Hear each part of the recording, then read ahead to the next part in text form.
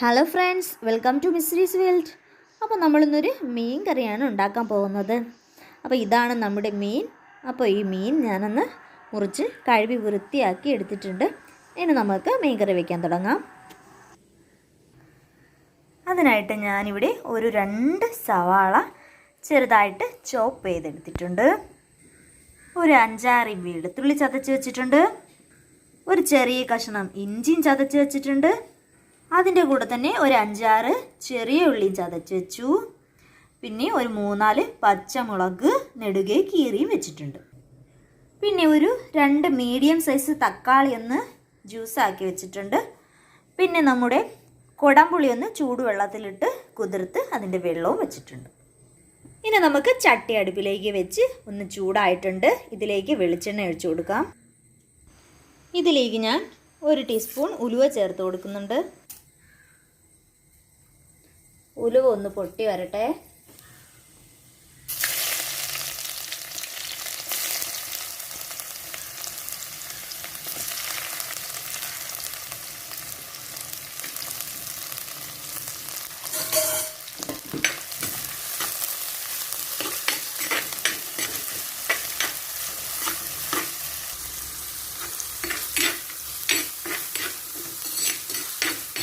അപ്പോൾ വെളിച്ചെണ്ണ ഒഴിച്ചിട്ട് ഉലുവ ഇട്ടു. പിന്നെ നമ്മൾ ചതച്ച് വെച്ചിരുന്ന വെളുത്തുള്ളി, ഇഞ്ചി, കൊച്ചുള്ളി, പച്ചമുളക് ഇവ ഇട്ട് നമുക്കൊന്ന് വഴറ്റി കൊടുക്കാം. എന്നിട്ട് ഈ പച്ചമണം ഒന്ന് മാറുന്നത് വരെ വഴറ്റാം. അതിൻ്റെ കൂടെ തന്നെ ഞാൻ കറിവേപ്പിലയും കൂടി ഇട്ട് കൊടുത്തിട്ടുണ്ട്. നമ്മുടെ മീൻകറിയൊക്കെ എപ്പോഴും മൺചട്ടിയിൽ വെക്കുന്നതാണ് അതിൻ്റെ ഒരു സ്വാദ്.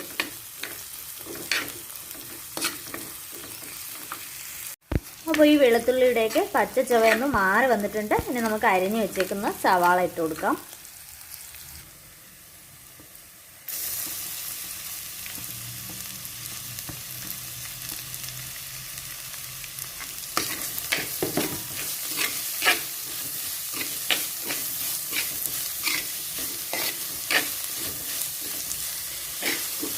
ഈ സവാള ഒന്ന് പെട്ടെന്ന് വാടിക്കിട്ടാൻ വേണ്ടി നമുക്ക് ആവശ്യത്തിനുള്ള ഉപ്പും കൂടി ഒന്ന് ചേർത്ത് കൊടുക്കാം.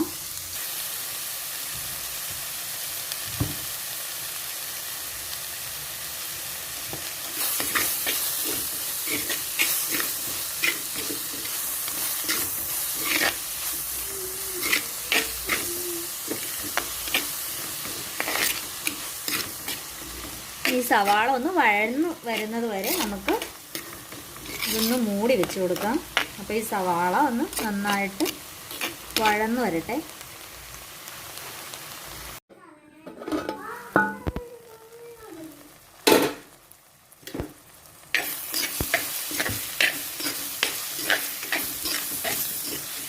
നമ്മുടെ സവാള ഏകദേശം ഒന്ന് വഴണ്ട് വന്നിട്ടുണ്ട്.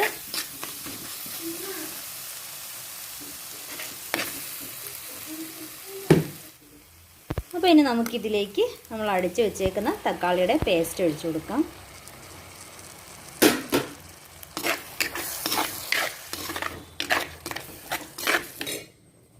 ഈ വെള്ളം ഒന്ന് വറ്റി വരട്ടെ. അപ്പോൾ നമുക്കിനി പൊടി ഇടാനുള്ള ടൈം ആയിട്ടുണ്ട്.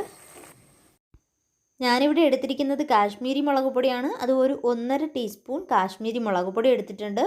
പിന്നെ ഒരു 3 ടീസ്പൂൺ മല്ലിപ്പൊടി, 1 ടീസ്പൂൺ മഞ്ഞൾപ്പൊടി, ഒരു 1/2 ടീസ്പൂൺ കുരുമുളക് പൊടി. ഇത്രയുമാണ് പൊടിയായിട്ട് എടുത്തിരിക്കുന്നത്. പൊടികളൊക്കെ നമുക്ക് വഴറ്റിയ സവാളയിലേക്ക് ഒന്ന് ചേർത്ത് കൊടുക്കാം.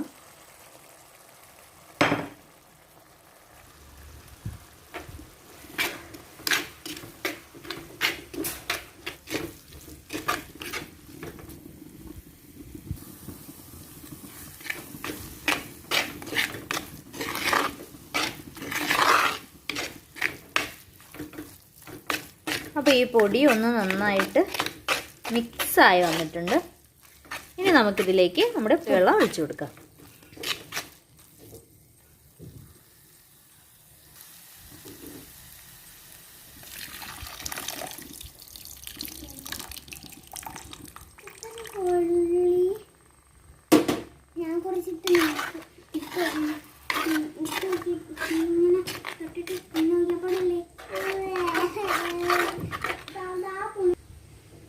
അപ്പോൾ നമ്മൾ പുളിയുടെ വെള്ളം ഒഴിച്ചു കൊടുത്തിട്ടുണ്ട്. ഇനി ഇതൊന്ന് തിളക്കട്ടെ.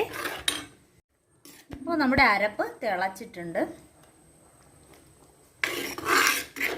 ഇതിൽ ആവശ്യത്തിന് ഉപ്പും പുളിയൊക്കെ ഉണ്ടാകും. നമുക്കൊന്ന് ചെക്ക് ചെയ്യാം.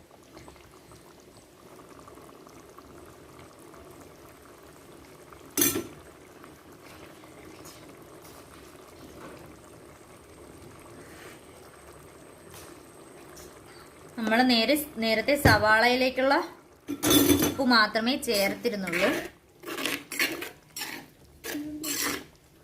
ഇനി ഇതിലേക്ക് നമുക്ക് ഒരു 2 വലിയ ടേബിൾ സ്പൂൺ വെള്ളവും കൂടി ഞാൻ ഒഴിച്ചു കൊടുത്തിട്ടുണ്ട്. ഇനി നമുക്ക് മീനിടാം.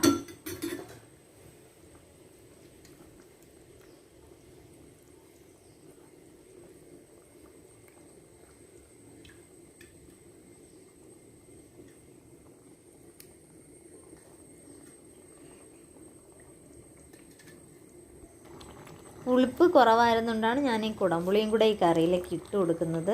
അപ്പോൾ നിങ്ങളുടെ ആവശ്യാനുസരണം പുളിയുടെ അളവ് നോക്കിയിട്ട് ഇടുക.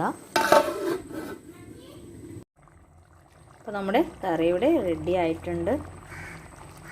നമുക്ക് ചാറ് ആവശ്യമുള്ളവർക്ക് ചാറ് വയ്ക്കാം, ഇല്ലാത്തവർക്ക് നന്നായിട്ട് വറ്റിച്ചെടുക്കാം.